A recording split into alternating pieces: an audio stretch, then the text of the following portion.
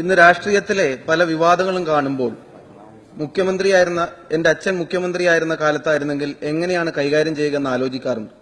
ആഴ്ചകളോളം നീട്ടിക്കൊണ്ടുപോകുന്ന പല വിവാദങ്ങളും അച്ഛൻ ഒരു ദിവസം കൊണ്ട് തീർക്കുമായിരുന്നു.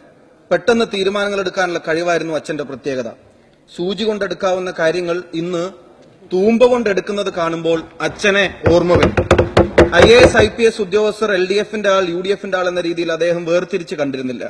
അവർ ചെയ്യുന്ന ജോലി കൊണ്ടാണ് ഓരോരുത്തരെയും അളന്നിരുന്നത്. കഴിഞ്ഞ സർക്കാരിന്റെ അടുപ്പക്കാരനായിരുന്നു എന്നുകൊണ്ട് ഒരു ഉദ്യോഗസ്ഥനെയും അച്ഛൻ അകറ്റി നിർത്തിയില്ല. അതുകൊണ്ട് തന്നെ EK നായനാരുടെ കാലത്ത് IAS IPS വിവാദങ്ങൾ ഉണ്ടായിരുന്നില്ല. അദ്ദേഹത്തിന്റെ പ്രിയപ്പെട്ട ദിവംഗതനായ ജനകീയനായ കേരളത്തിന്റെ മുൻ മുഖ്യമന്ത്രി EK നായനാരുടെ ചരമവാർഷിക ദിനത്തിൽ അദ്ദേഹത്തിന്റെ മകൻ ശ്രീ KP കൃഷ്ണകുമാർ അദ്ദേഹത്തെ അനുസ്മരിച്ചുകൊണ്ട് എഴുതിയ ലേഖനത്തിന്റെ തുടക്കമാണ് ഞാനിവിടെ വായിച്ചത്. സാർ, ഇത് വ്യക്തമായ ഒരു സന്ദേശമാണ് ഇത് ഈ സഭയ്ക്കും ഇവിടെ അപ്പുറത്തും ഇപ്പുറത്തും ഇരിക്കുന്ന ആളുകൾക്ക് നൽകുന്നത്.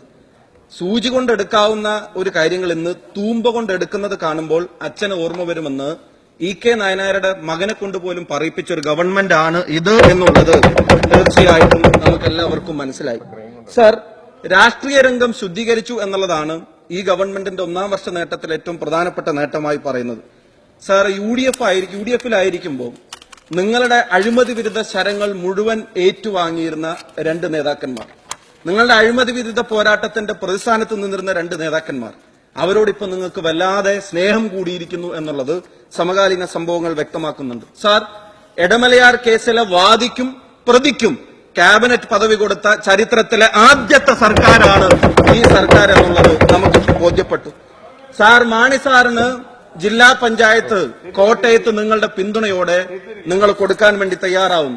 സാർ, ബാലകൃഷ്ണപിള്ളക്ക് ക്യാബിനറ്റ് പദവിയിൽ അദ്ദേഹത്തിനും അതേപോലത്തെ പദവിയിലേക്ക് എത്തിക്കാനും നിങ്ങൾ എല്ലാ ഒത്താശയും ചെയ്തു കൊടുക്കുന്നു. സാർ, മുഖ്യമന്ത്രിക്ക് ഇരട്ടച്ചങ്കില്ല എന്നുള്ളതായിരുന്നു ഇത്രയും നാളെ ഞാൻ പ്രസംഗിച്ചുകൊണ്ടിരുന്നത്.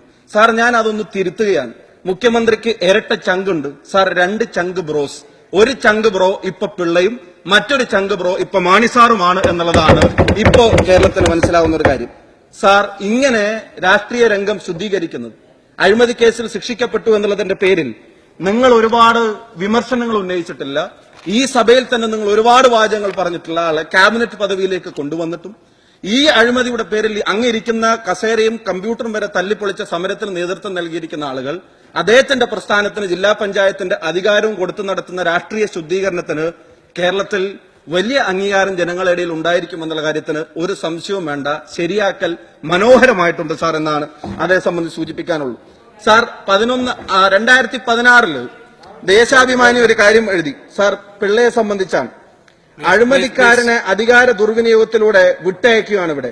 അഴിമതിക്കാരനെ വഴിവിട്ടും സംരക്ഷിക്കുമെന്ന പ്രഖ്യാപനമാണ് ഉമ്മൻചാണ്ടി സർക്കാർ മലയാളിക്ക് നൽകുന്ന കേരളപ്പിറവി സമ്മാനം. രാജ്യത്തിന്റെ പരമോന്നത നീതിപീഠത്തിന്റെ തീർപ്പിനെ പോലും അധികാര ഗർവ് കൊണ്ട് UDF സർക്കാർ തട്ടിത്തെറിപ്പിക്കുന്നു എന്ന് അന്നത്തെ ദേശാഭിമാനി കുറിച്ചു വെച്ചു. സാർ, ഇന്ന് അതേ പിള്ളയെ ക്യാബിനറ്റ് പദവിയിൽ, അതും VSന്റെ പദവിയിൽ കൊണ്ടിരുത്തുമ്പോൾ എന്ത് ന്യായീകരണമാണ് ഇവിടെ ഇടതുപക്ഷത്തിന് കേരളത്തിലെ ജനങ്ങളുടെ മുമ്പാകെ നൽകാനുള്ളത്? സാർ, പ്രത്യേക കോടതിയുടെ ശിക്ഷ റദ്ദാക്കിയ ഹൈക്കോടതി നടപടിയും സുപ്രീം കോടതി രൂക്ഷമായി വിമർശിച്ചിരുന്നു. ആ പാരഗ്രാഫിന്റെ അവസാനം എഴുതുന്നു, സാർ, ഏത് കുറ്റവാളിക്കും ഭരണത്തിന്റെ തണലുണ്ടെങ്കിൽ നിയമത്തെയും നീതിപീഠത്തെയൊക്കെ പുല്ലുപോലെ മറികടക്കാമെന്ന് വ്യക്തമാക്കപ്പെടുന്നു. ഇത് അപകടകരമാണ്. UDFന്റെ സർക്കാരിന്റെ കടിഞ്ഞാണില്ലാത്ത കുതിച്ചോട്ടം അനുവദിക്കാൻ പാടില്ല. കുറ്റവാളികളുടെ കൂടാരമായി, കുറ്റകൃത്യങ്ങളുടെ സംരക്ഷകരായി ഇങ്ങനെ ഒരു സർക്കാർ എന്തിന്? അതിശക്തമായ പ്രതിഷേധം ഉയർന്നു വരേണ്ട സമയമായെന്ന് പിള്ളയെ നിയമിച്ച കാലത്ത് ദേശാഭിമാനി കുറിച്ചു വെച്ച വാചകങ്ങളെങ്കിലും നിങ്ങൾക്കൊന്ന് ഓർമ്മയുണ്ടായിരുന്നെങ്കിൽ എന്ത് ഞാൻ ഇപ്പൊ ആശിച്ചു പോവുകയാണ് സാർ. അതുപോലെ തന്നെ സാർ, ബഹുമാനപ്പെട്ട VKC, ഞാൻ ഒരു കാര്യം ബഹുമാനപ്പെട്ട ധനമന്ത്രിയോട് പറയാൻ ആഗ്രഹിക്കുന്നു. ബഹുമാനപ്പെട്ട VKC മുഹമ്മദ് കോയ ഇവിടെ സൂചിപ്പിച്ച ഒരു പ്രധാനപ്പെട്ട കാര്യം, വനസ്പതിയെ സംബന്ധിച്ചും ബേക്കറി ഷോർട്ടനിങ്ങിനെ സംബന്ധിച്ചും ഒരേ പ്രോഡക്റ്റിന്റെ 2 പേരിന് വ്യത്യസ്ത ടാക്സ് ഏർപ്പെടുന്നത് ശരിയല്ല എന്ന് അദ്ദേഹം മുന്നോട്ട് വെച്ച ആ കാര്യത്തോട് ഞങ്ങൾ യോജിക്കുന്നു. സാർ, അതുപോലെ ഇന്ന് പത്രങ്ങളിൽ കഴിഞ്ഞ ദിവസം വന്ന ഒരു കാര്യം, ഉദ്ഘാടനം 30-നെന്ന് മന്ത്രി കടകംപള്ളി, തീരുമാനിച്ചിട്ടില്ലെന്ന് മുഖ്യമന്ത്രി. കൊച്ചി മെട്രോ ഉദ്ഘാടനത്തിന് മുമ്പ് വിവാദം പ്രഖ്യാപിച്ച തീയതി മാറ്റി. കടകംപള്ളിയെ തിരുത്തി പിണറായി. സാർ, കേരളത്തിന്റെ അഭിമാനമായ ഒരു പ്രൊജക്ടിന് ഇത്രയും കാലം ഇല്ലാത്ത വിവാദങ്ങൾക്ക് തുടക്കം കുറിക്കാനാണ് ഇപ്പോ ഈ ഗവൺമെന്റ് ശ്രമിച്ചുകൊണ്ടിരിക്കുന്നത്. നിങ്ങളത് ആരെ കൊണ്ട് ഉദ്ഘാടനം ചെയ്യിപ്പിക്കണം എന്നുള്ളതിനെ സംബന്ധിച്ചാണ് നിങ്ങളുടെ തർക്കം എന്നുള്ളത് ഞങ്ങൾക്കറിയാം. പക്ഷെ ഒരു കാര്യം കേരളത്തിലെ ജനങ്ങൾക്ക് തർക്കമില്ലാത്തതാണ്, കേരളത്തിന്റെ മെട്രോ എന്ന ഏറ്റവും വലിയ വികസന പ്രവർത്തനങ്ങൾ കേരളത്തിൽ നടപ്പിലാക്കിയതിന് കേരള ജനങ്ങളുടെ അംഗീകാരവും ആദരവും ലഭിക്കേണ്ട മൂന്നാളുകൾ അത് മറ്റാരുമല്ല, അത് പ്രിയങ്കരനായ മുൻ മുഖ്യമന്ത്രി ഉമ്മൻചാണ്ടിയും ഡോക്ടർ മൻമോഹൻ സിംഗും ഇ ശ്രീധരനും അതുപോലെ തന്നെ ശ്രീ ഏലിയാസ് ജോർജ് ഉൾപ്പെടെ അതിന് നേതൃത്വം നൽകിയ ആളുകളുമാണെന്നുള്ള കാര്യത്തിൽ ഒരു സംശയം വേണ്ട. നിങ്ങൾക്ക് അസ്വസ്ഥതയുണ്ടാവും പറയുമ്പോൾ, സാർ, സ്വാഭാവികമാണ്.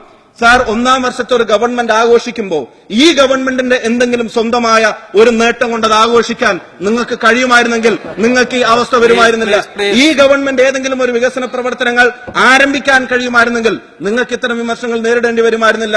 കേരളപ്പിറവിക്ക് മെട്രോ ഉദ്ഘാടനം ചെയ്യാമെന്ന ഈ ശ്രീധരന്റെ നവംബർ 1 തുറന്നു കൊടുക്കാമെന്ന ഈ ശ്രീധരന്റെ പ്രസ്താവനയെ പോലും വൈകിപ്പിച്ച് ഗവൺമെന്റിന്റെ ഒന്നാം വാർഷികത്തിന് മറ്റൊന്നുമില്ലാത്തതുകൊണ്ട് UDFന്റെ കുഞ്ഞിന്റെ അച്ഛനാവാൻ ശ്രമിക്കുന്നത് പോലെയാണ് ഇപ്പോൾ ഈ പ്രവർത്തനങ്ങൾ നടത്തിക്കൊണ്ടിരിക്കുന്നത്. സാർ, 2004 അന്നത്തെ കേരള സർക്കാർ DMRCയോട് DPR ഉണ്ടാക്കാൻ പറഞ്ഞതും അതിനുശേഷം പ്രൊജക്ട് റിപ്പോർട്ട് സമർപ്പിച്ചതിനും ശേഷം 2011 UDF സർക്കാർ വീണ്ടും KMRലുമായി മുന്നോട്ട് വരുന്നത്. സാർ, 2012 അതിന് പബ്ലിക് ഇൻവെസ്റ്റ്മെന്റ് ബോർഡിന്റെ അംഗീകാരം കിട്ടുന്നത്.